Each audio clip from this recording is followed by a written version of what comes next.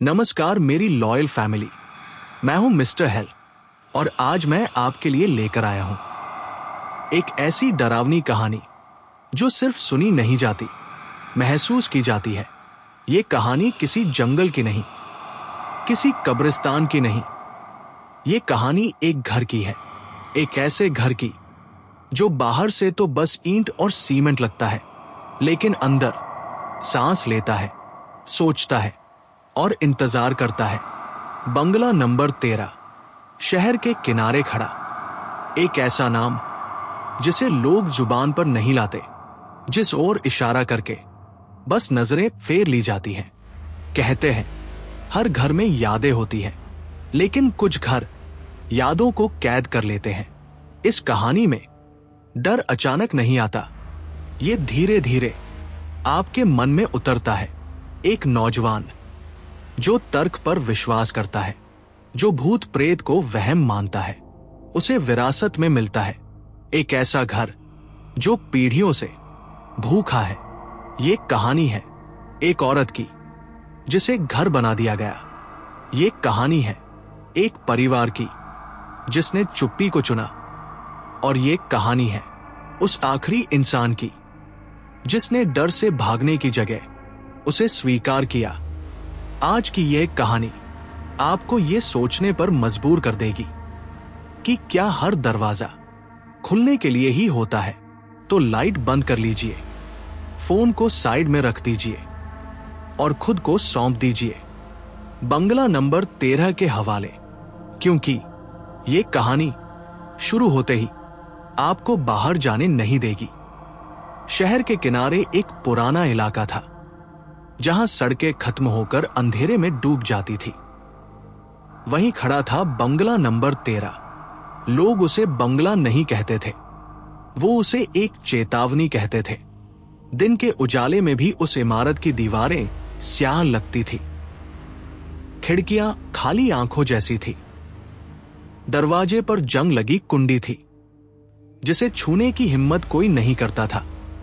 कहा जाता था जो भी उस बंगले में गया वो वापस वैसा नहीं लौटा।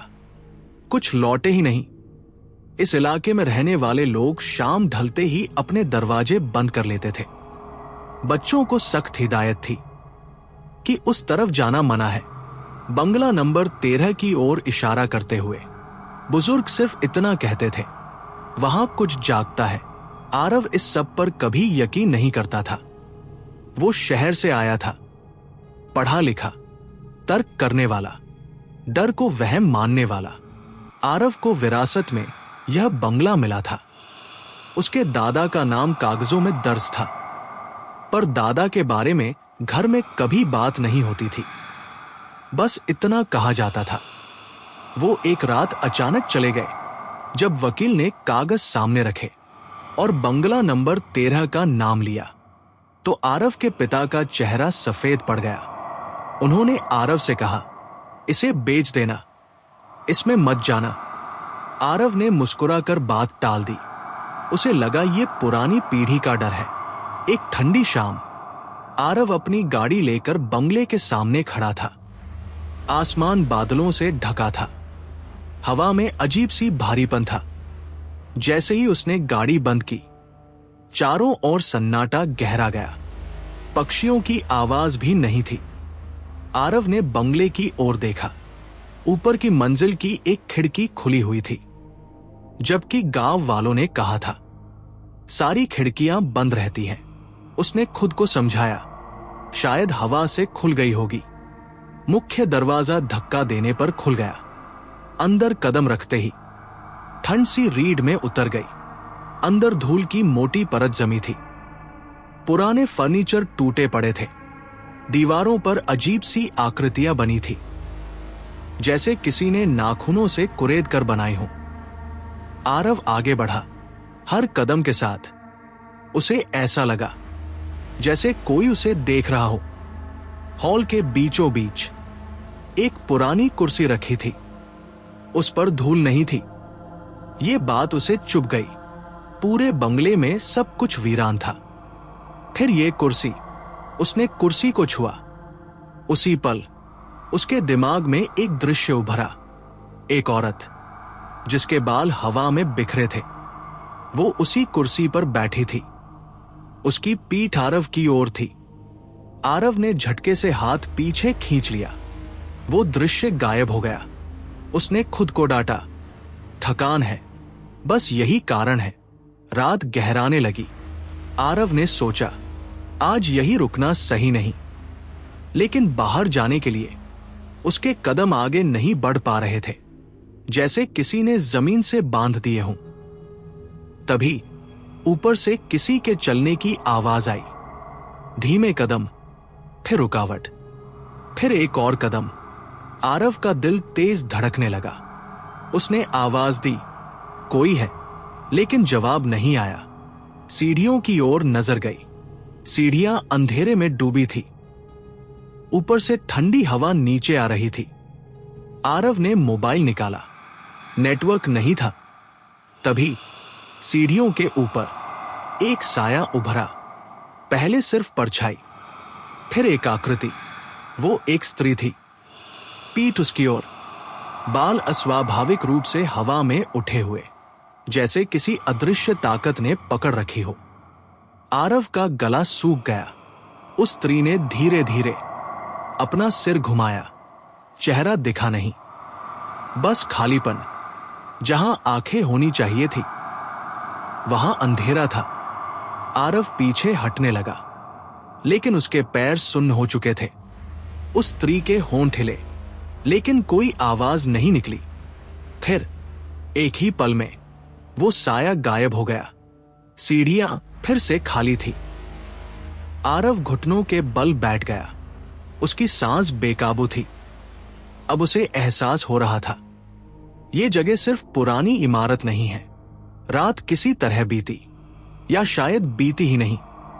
जब सुबह की हल्की रोशनी अंदर आई, तो आरव फर्श पर पड़ा था। हॉल के बीच उसके हाथ पर नाखूनों के निशान थे, जैसे किसी ने पकड़कर खींचा हो।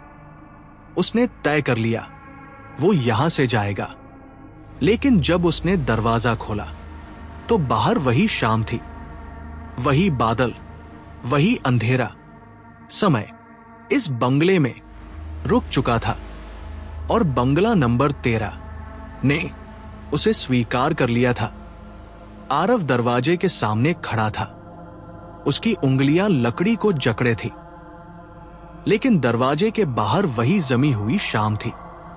न रात आगे बढ़ी, न सुबह आई। हवा वैसी ही ठहरी थी, जैसे सांस लेना भूल गई हो। आरव ने पीछे मुड़कर बंगले को देखा। अब उसे यकीन हो चुका था, ये जगह समय से अलग है। उसने कदम पीछे लिए। दरवाजा अपने आप बंद हो गया। हॉल में वही कुर्सी अब भी साफ थी, जैसे कोई अभी उठकर गया हो। आरव का दिमाग सवालों से भर गया। अगर यह सब भ्रम नहीं, तो सच्चाई क्या है? वो दीवारों को छूते हुए आगे बढ़ा। हर दीवार ठंडी थी, लेकिन एक दीवार हॉल के कोने में अजीब तरह से नम थी, जैसे वहां से सांस ली जा रही हो। जैसे ही उसने हथेली रखी, उसके सामने एक और दृश्य खुल गया। ये अतीत था, वही बंगला, लेकिन जिंदा। दीपक जले थे, हंसी की आवाजें थी।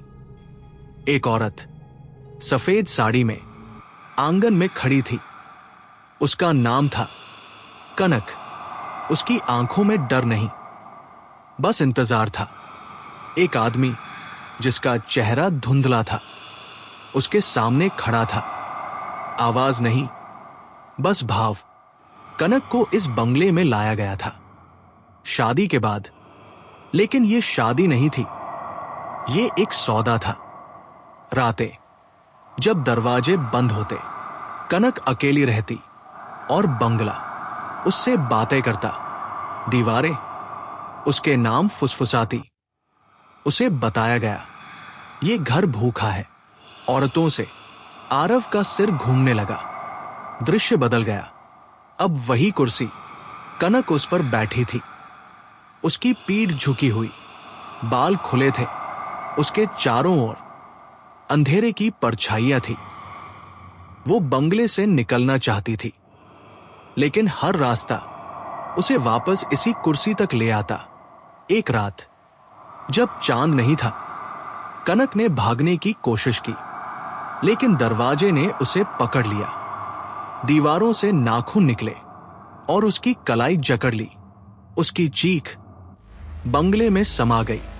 आरव ने दीवार से हाथ खींच लिया। वो कांप रहा था।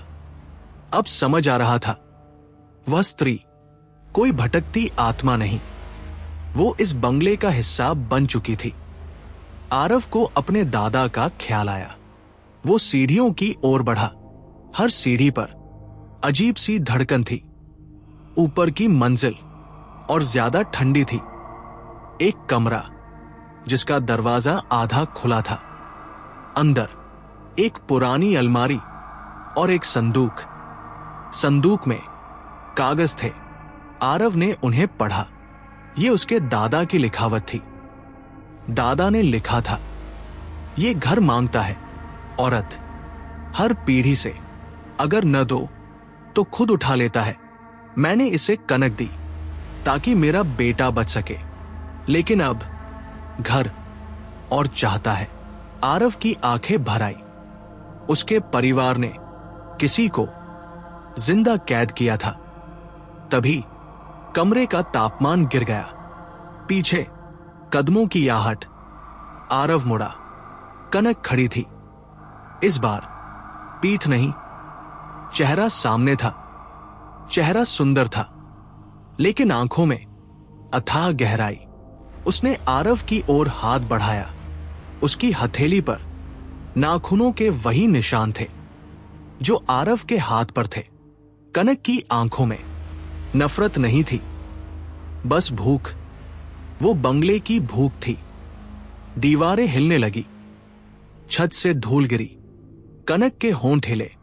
इस बार शब्द बने, अब तुम्हारी बारी। आरव पीछे हटा, लेकिन फर्श पिघलती हुई लगी, जैसे बंगला उसे निगलने को तैयार था। आरव चिल्लाना चाहता था, लेकिन आवाज नहीं निकली। उसे एहसास हुआ, यह सिर्फ शुरुआत है। बंगला नंबर 13 अब उससे अपना हक लेने वाला था। आरव अब अकेला नहीं था, लेकिन उसके आसपास कोई इंसान भी नहीं था। बंगला जैसे जाग चुका था। दीवारों की नमी बढ़ गई थी। छत थोड़ी और झुक गई थी। आरव को महसूस हुआ, ये इमारत उसे देख रही है, सुन रही है, समझ रही है। कनक पीछे हट चुकी थी, लेकिन उसकी मौजूदगी हवा में घुल चुकी थी। आरव लड़खड़ाते कदमों से सीढ़ियों से नीचे आया। हॉल में फर्श पर कुछ लिखा उभर रहा था। यह लिखावट स्याह थी, जैसे स्याही नहीं, किसी की यादें हों। आरव ने पढ़ा, पहला नियम, जो अंदर आया वो बाहर नहीं जाएगा जब तक घर संतुष्ट न हो। दूसरा नियम, घर झूठ नहीं सुनता, डर छुपाया नहीं जा सकता। तीसरा नियम, अगर घर ने किसी को चुन लिया तो उसे कोई नहीं बचा सकता। आरव का शरीर ठंडा पड़ गया। ये नियम चेतावनी नहीं थे, ये आदेश थे। उसे अपने पिता की बातें याद आई। वो डर, वो खामोशी। आरव को अब समझ आया क्यों कोई दादा के बारे में बात नहीं करता था। उसने खुद से कहा, अगर ये घर चाहता है तो मैं इसे खत्म करूंगा। लेकिन जैसे ही ये ख्याल आया, दीवारें हिल गई। घर को यह बात पसंद नहीं आई।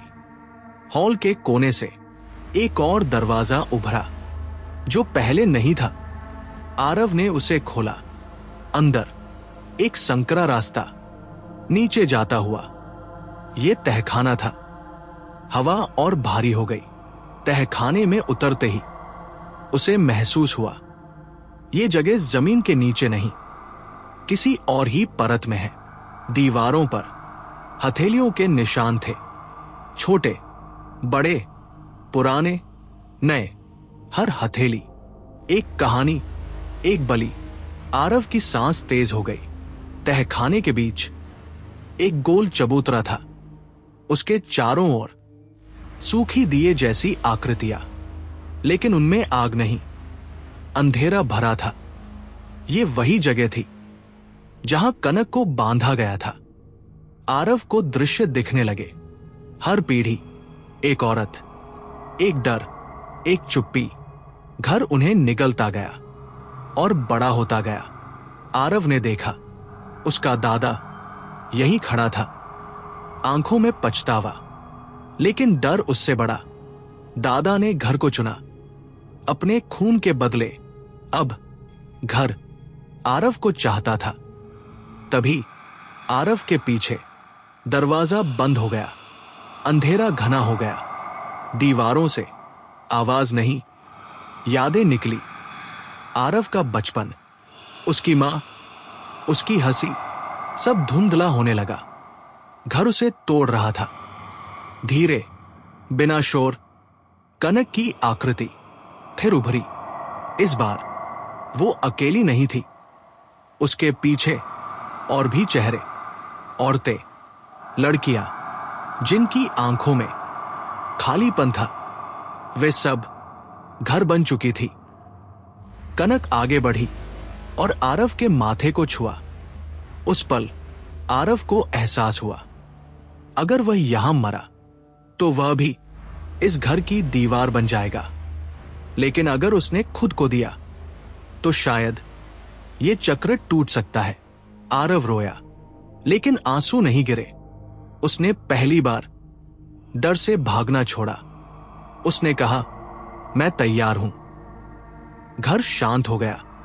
दीवारों की धड़कन थमी, लेकिन यह शांति अंत नहीं थी। ये किसी और शुरुआत का संकेत था, क्योंकि घर अब अंतिम नियम दिखाने वाला था। घर पूरी तरह शांत था, जैसे उसने सांस रोक ली हो। आरव चबूतरे के सामने खड़ा था। तहखाने की ठंड अब शरीर में नहीं, सीधे सोच में उतर चुकी थी। कनक और बाकी चेहरे धीरे धीरे पीछे हट गए। वे सब दीवारों में समा गए। घर अब आरव से बात नहीं कर रहा था, वो इंतजार कर रहा था।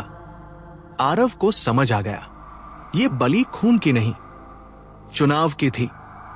घर डर चाहता था, पर उससे ज्यादा चुप्पी। आरव ने आंख से आंख मिलाकर घर की दीवारों को देखा। उसने कहा, मैं खुद को नहीं दूंगा, मैं तुम्हें खत्म भी नहीं करूंगा, मैं तुम्हें अकेला छोड़ दूंगा। ये शब्द नहीं थे, ये इरादा था। तहखाने की जमीन हिलने लगी। चबूतरे पर दरार पड़ी। घर ने विरोध किया। दीवारों से आकृतियां उभरी। हाथ, चेहरे, यादें, सब एक साथ। आरव की ओर बढ़ी, लेकिन आरव पीछे नहीं हटा। उसने अपनी हथेली चबूतरे के बीच रख दी। उसी पल उसने खुद का डर, खुद का पछतावा, खुद की यादें घर को दे दी। घर ने जो मांगा था वह यही था, डर। लेकिन यह डर भागने वाला नहीं था, यह स्वीकार करने वाला था। कनक की आकृति फिर उभरी। अब उसकी आंखों में खालीपन नहीं, थकान थी। उसने आरव की ओर देखा और पहली बार मुस्कुराई। दीवारों में दरारें फैलने लगी, नमी सूखने लगी। घर की धड़कन धीमी होती गई। तहखाना उजला नहीं हुआ, लेकिन हल्का हो गया, जैसे बोझ उतर गया हो। अगली ही सांस में आरव खुद को बंगले के बाहर खड़ा पाया। सुबह थी, सड़क पर धूप थी, पक्षियों की आवाज थी। बंगला नंबर 13 पीछे खड़ा था, वही इमारत, लेकिन अब खाली, खिड़कियां बंद, दरवाजा शांत। गांव वालों ने देखा तो हैरान रह गए, क्योंकि पहली बार कोई अंदर जाकर बाहर आया था। कुछ दिनों बाद बंगले को गिरा दिया गया। ईंटें, दीवारें सब मिट्टी में मिल गई, लेकिन उस जगह कभी कोई नया घर नहीं बना। लोग कहते हैं वहां रात को भी शांति रहती है, क्योंकि जो भूख थी वो मिट चुकी है और जो आत्माएं थी उन्हें घर नहीं, मुक्ति मिली। आरव चला गया, लेकिन उसने एक बात हमेशा याद रखी, कुछ घर ईंटों से नहीं, डर से बनते हैं, और जब डर खत्म हो जाए तो सबसे खौफनाक जगह भी सिर्फ खाली जमीन रह जाती है। अगर आपने ये कहानी यहां तक सुनी है तो समझ जाइए आप मजबूत दिल के इंसान हैं। बंगला नंबर 13 की कहानी यहीं खत्म होती है, लेकिन इसका एहसास अक्सर देर तक रहता है, क्योंकि ये कहानी डराने के लिए नहीं थी। ये कहानी बताने के लिए थी कि सबसे खौफनाक चीज कोई आत्मा नहीं, कोई परछाई नहीं, बल्कि वह डर है जिसे हम सालों तक अपने अंदर दबा कर रखते हैं। इस कहानी में घर टूट गया, लेकिन चुप्पी टूटी तो मुक्ति मिली। कनक को आजादी मिली क्योंकि किसी ने डर से सौदा करने से इनकार किया।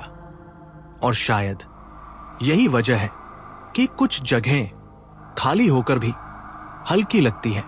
अगर आपको ये कहानी पसंद आई हो तो इसे दिल में जगह दीजिए और याद रखिए, हर अंधेरा हमेशा के लिए नहीं होता। कुछ घर तभी तक डरावने होते हैं जब तक हम उन्हें ताकत देते हैं। मैं हूं मिस्टर हेल और मैं फिर लौटूंगा एक नई कहानी के साथ, एक नए डर के साथ।